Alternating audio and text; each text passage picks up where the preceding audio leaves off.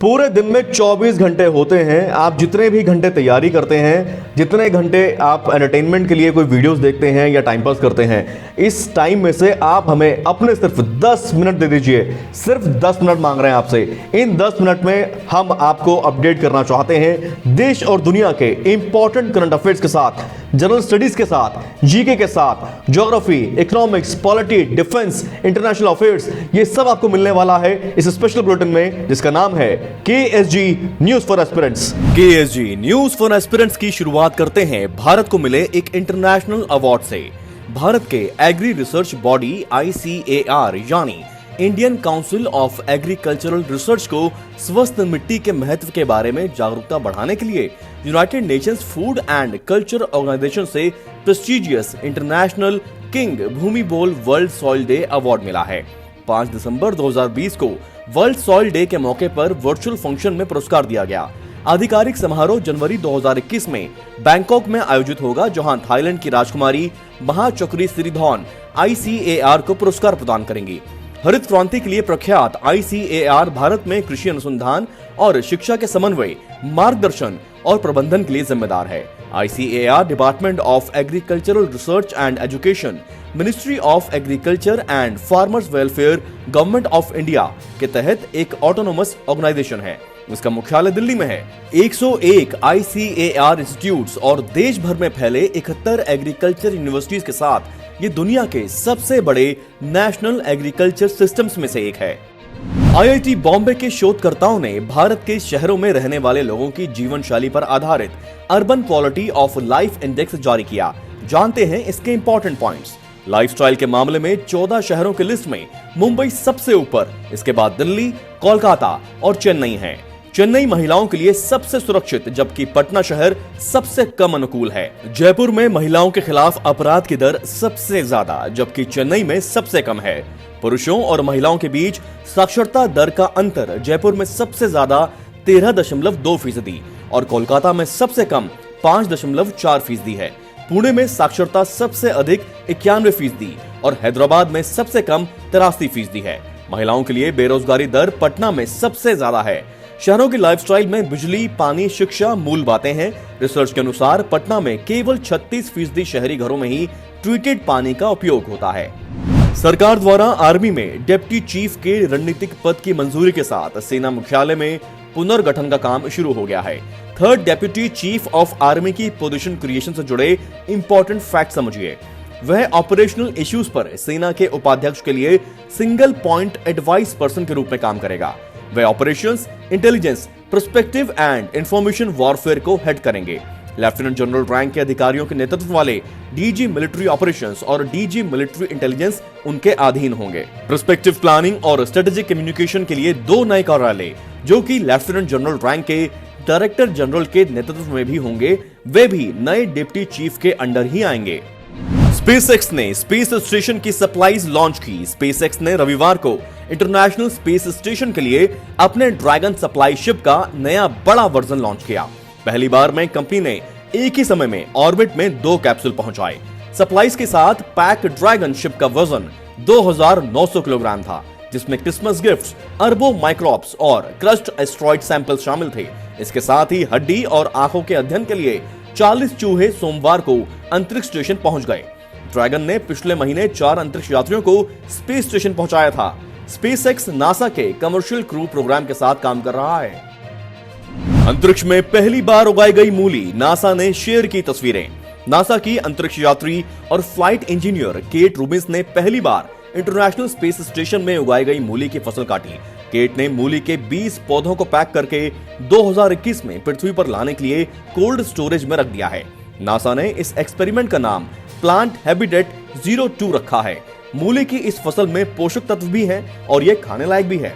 मूली plant habitat अध्ययन के लिए इस्तेमाल की जाती है क्योंकि ये पौष्टिक होने के साथ साथ तेजी से भी बढ़ती है और जेनेटिक तौर पर अंतरिक्ष में अक्सर अध्ययन किए जाने वाले पौधे अरेबिडोप्सिस के बराबर है। मूली को एडवांस प्लांट हैबिटेट में उगाया जाता है। स्पेस स्टेशन में पहले lettuce, Chinese cabbage, मिजुना mustard, red Russian केल और जिनिनिया फूल जैसे कई प्रकार के पौधों को सफलतापूर्वक उगाया जा चुका है। चाइना का चंद्रयान 2 किलो चांद की मिट्टी लाएगा धरती पर। अमेरिका और रूस के बाद चीन चंद्रमा की सतह से मिट्टी के नमूने लेने वाला तीसरा देश बन गया है। यान को चांद तक पहुंचने के लिए चीन ने अपने सबसे शक्तिशाली रॉकेट लॉन्ग मार्च 5 रॉकेट का इस्तेमाल किया। यह रॉकेट तरल केरोसिन और तरल ऑक्सीजन की मदद से चलता है। चीन का यह रॉकेट 187 फीट लंबा और 870 टन वजनी है। अब जानिए क्या है वो चीज जिसे वैज्ञानिक ब्रह्मांड का गूगल मैप बता रहे हैं। ऑस्ट्रेलिया के वैज्ञानिकों ने एक नए शक्तिशाली Australia square kilometre array path finder telescope की मदद से 30 लाख गैलेक्सियों को रिकॉर्ड स्पीड से मैप किया। Australia square kilometre array path finder, इसकी शॉर्ट फॉर्म है आस्क एपी या ASKAP।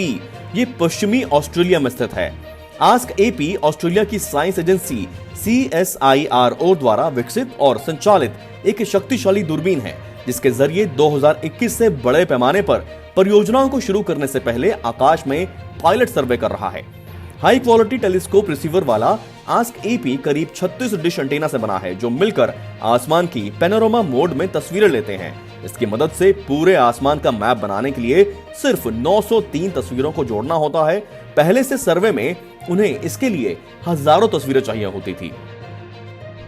UN commission on narcotics drug ने भांग को उन ड्रग्स की लिस्ट से हटा दिया है जिसमें हेरोइन जैसे खतरनाक ड्रग्स भी शामिल थे। Schedule 4 of the 1961 single convention on narcotic drug list में उन सभी ड्रग्स को रखा जाता है जो बेहद एडिक्टिव हैं, इंसानों के स्वास्थ्य के लिए बहुत खतरनाक होते हैं और जिनके मेडिकल फायदे बेहद कम या ना के बराबर होते हैं। प्रतिबंधित मादक पदार्थों की लिस्ट से निकाले जाने के लिए संयुक्त राष्ट्र के कमीशन ऑन नारकोटिक ड्रग्स के 53 सदस्य राष्ट्रों से मतदान करवाया गया था। इस मतदान के पक्ष में 27 देशों ने, वहीं 25 सदस्यों ने इसके खिलाफ मतदान किया। UN के इस फैसले के बाद भांग को लेकर मेडिकल साइंटिफिक रिसर्च को भी बढ़ावा मिलेगा। UN के कानून के अनुसार भांग को अब भी गैर मेडिकल इस्तेमाल के तौर पर एक प्रतिबंधित ड्रग ही माना जाएगा। भारत में NDPS एक्ट 1985 के तहत कैनबिस का उत्पादन, बिक्री, खरीद, रखना या इस्तेमाल करना दंडनीय अपराध है। UN commission on narcotic drugs की स्थापना 15 फरवरी 1946 को हुई थी। इसका मुख्यालय वियना, ऑस्ट्रिया में है। डायनामिक कोविड सर्विलांस सिस्टम की बात करते हैं। वैज्ञानिकों की एक टीम ने नया कोविड-19 ग्लोबल सर्विलांस सिस्टम विकसित किया है, जो डायनामिकली न केवल ये पता लगा सकता है कि वायरस अब कहां है, बल्कि ये कहां जा रहा है, कितनी तेजी से आएगा और क्या ये गति तेज हो रही है। नई निगरानी प्रणाली को अब 195 देशों में लागू किया गया है। नॉर्थ वेस्टर्न यूनिवर्सिटी की फिनबर्ग स्कूल ऑफ मेडिसिन से लोरी पोस्ट ने कहा, अब हम उनकी शुरुआत में होने वाले प्रकोपों की पहचान आसानी से कर सकते हैं। प्रत्येक देश के डैशबोर्ड की निगरानी दुनिया भर के पॉलिसी लीडर्स को पूरी दुनिया के मैट्रिक्स इन्फॉर्म करने के लिए की जाएगी। गीतांजलि राव, ये नाम खबरों में क्यों है, आइए जानते हैं। 15 वर्षीय Gitanjali Rao time magazine cover पर पहली किड ऑफ द ईयर बन गई हैं। टाइम मैगजीन ने पहली बार किड ऑफ द ईयर के लिए नॉमिनेशन मांगे थे, जिसमें करीब 5000 आवेदन स्वीकार किए गए थे। गीतांजलि को यह अवार्ड दूषित पेयजल और साइबर बुलिंग के क्षेत्र में टेक्नोलॉजी के बेहतरीन इस्तेमाल के लिए दिया गया है। भारतीय मूल की गीतांजलि राव एक अमेरिकी आविष्कारक, लेखक, वैज्ञानिक और एक स्टेम प्रमोटर हैं। गीतांजलि राव ने सिर्फ 12 साल की उम्र में पानी में सीसा का पता लगाने के लिए टेथिस नाम के एक पोर्टेबल डिवाइस को विकसित किया। 15 साल की यंग साइंटिस्ट ने कम उम्र में नशीले पदार्थ की लत छुड़वाने के लिए एपियोन नाम का एक डिवाइस बनाया। साइबर बुलिंग को रोकने के लिए गीतांजलि ने कुंडली नाम का एक ऐप बनाया। साल 2019 में उन्हें फोर्ब्स की 30 अंडर 30 लिस्ट में जगह मिली थी। उन्होंने 2017 में discovery education 3M young scientist challenge भी जीता था। 8 दिसंबर को मनाया जाता है दक्षिण एशियाई क्षेत्रीय सहयोग संगठन दिवस। 8 दिसंबर 1985 को भारत, पाकिस्तान, बांग्लादेश, श्रीलंका, नेपाल, मालदीव और भूटान ने मिलकर दक्षिण एशियाई क्षेत्रीय सहयोग संगठन यानी सार्क की स्थापना की थी। इसकी स्थापना का उद्देश्य दक्षिण एशिया में आपसी सहयोग से शांति और प्रगति हासिल करना है। साल 2007 में अफगानिस्तान इसका 8वां सदस्य बना था और इसके पर्यवेक्षक चीन, अमेरिका, यूरोपीय संघ, जापान, ईरान और मॉरिशस हैं। यह दिवस इस संगठन की स्थापना दिवस पर मनाया जाता है। सार्क को प्राय दक्षेश भी कहा जाता है और इसका मुख्यालय नेपाल की राजधानी काठमांडू में है। KSG न्यूज फॉर एस्पिरेंट्स के आज के बुलेटिन में इतना ही। मुझे पूरी उम्मीद है ये खबरें, ये फैक्ट्स आपको अच्छे से समझ में आ रहे होंगे। KSGindia.com भी विजिट करें, नए कोर्सेज की जानकारी आपको मिल जाएगी और बहुत सारा स्टडी मटेरियल भी अवेलेबल है, उसका भी आप लाभ उठाएं। YouTube पर प्लेलिस्ट बनी हुई है। अगर कोई बुलेटिन आपसे मिस हो गया है, आप पुराने बुलेटिन देखना चाहते हैं जिसमें ऐसे फैक्ट्स हैं जो आपके आने वाले एग्जाम्स में आपके काम आ सकते हैं, उनको भी आप अवश्य देखें। चैनल सब्सक्राइब नहीं किया है तो कर लें ताकि कोई भी इंपॉर्टेंट वीडियो आपसे मिस ना हो जाए। ऐसे ही लाइक करते रहें और कमेंट देकर अपना फीडबैक भी देते रहें। नमस्कार, बेस्ट ऑफ लक।